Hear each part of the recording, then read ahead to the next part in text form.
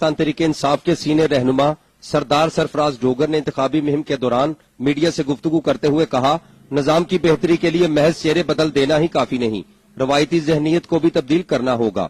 जमहूरियत पर मखसूस तबके की अजारादारी को खत्म करके आम आदमी को बाइख्तियार बनाया जाए।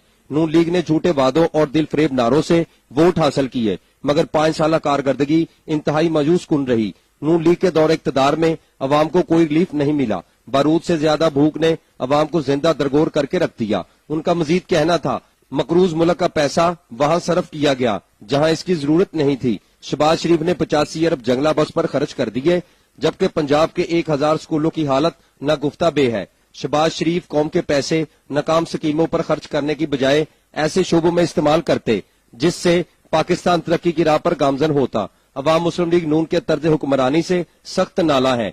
पाकिस्तान तहरीक इंसाफ 2018 के इंतखाबात में तख्ते रायवंड के दरो दीवार हिला के रख देगी। तख्ते रायवंड के शहनशाहों ने अवाम को बुनियादी सहूलियात से महरूम रखा।